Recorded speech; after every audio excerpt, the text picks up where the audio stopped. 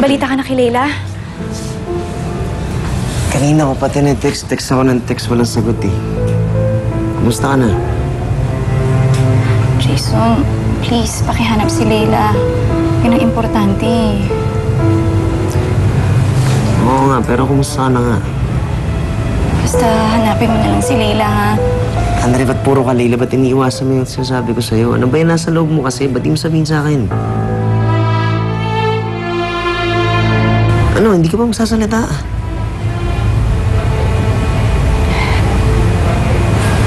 Hindi ko kasi alam kung paano ko sasabihin eh. Hindi ko alam kung paano ko sisimulan eh.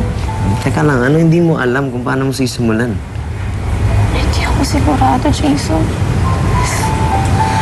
Pwede ko bang malaman kung ano yung hindi ka sigurado? Kasi...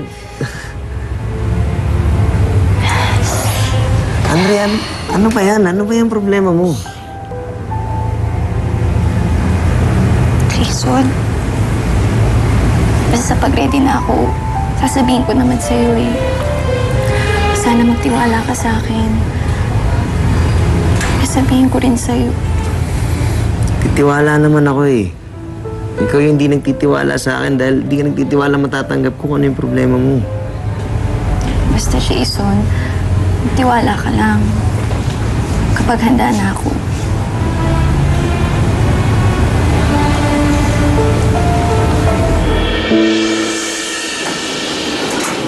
Dad, wala ka bang work? Huwag mo na intindihin yun, anak.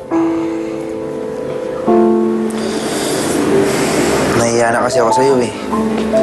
Gusto mo magpakabait bilang anak mo. Kaya lang nangyayari pa lahat to. Anak, hindi mo kasalanan yan eh.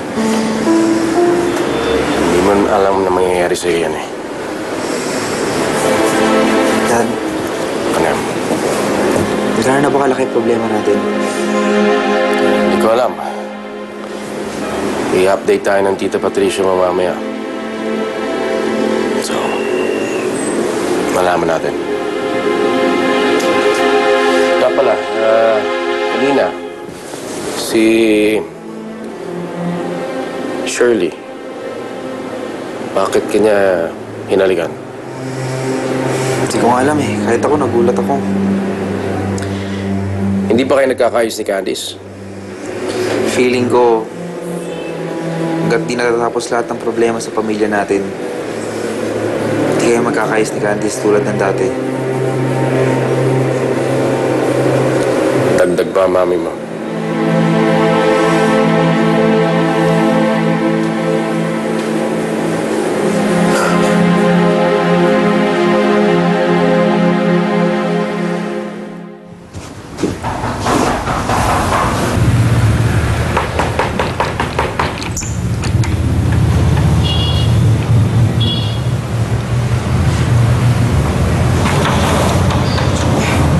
Hindi ako magtatagal.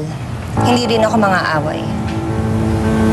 Wala rin naman akong balak makipag-away sa'yo. Nagpunta ako rito para bigyan ka ng babala kay Mark. Una ko siyang nakilala. Di ba? Bago kayo.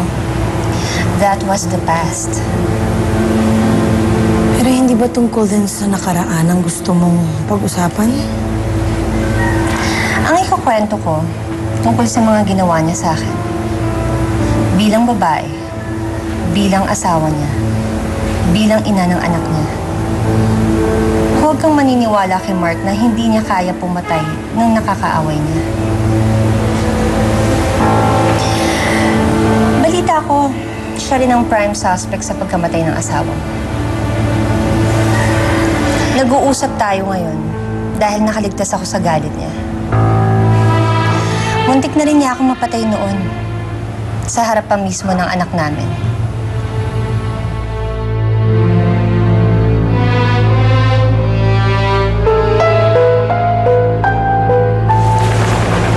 Gusto kong makita lahat ng lumabas at pumasok dito sa opisina for the past 3 days. As in lahat, ah. Yes, ma'am. Gusto kong makita yung records. Sige. Ma'am, excuse me po. Nag-request na po ako ng file na hinahanap niyo. So, kailan ko na makikita? Within 7 working days daw po eh. Pero nagpa-prioritize na po ako sa urgent. O sige, pag dumating, idiretso mo kagad sa opisina ko. Walang makakapanood dapat nun. Yes, ma'am.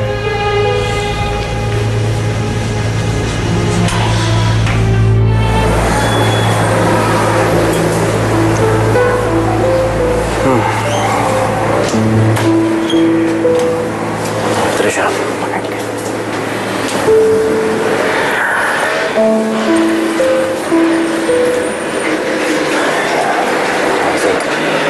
Mark, somebody moved all our accounts into your account.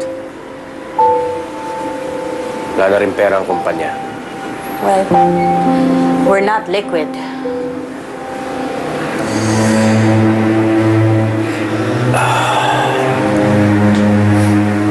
So what do you suggest? Mahirap na maging operational at this point.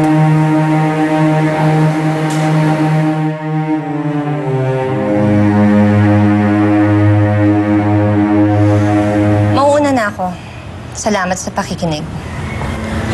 Wala ka pa namang nakakwento, ah. Wala ka pang nababanggit. Isn't it enough? Kailangan ko pa bang pakita yung peklat sa tiyan ko dahil sa tama ng bala ng baril? He favors guns, you know, if he wants to take revenge. A particular gun. I was told it was the same gun that killed your husband. Kung totoong siya ang pumatay sa asawa mo, he was not the first. He already killed one with that gun.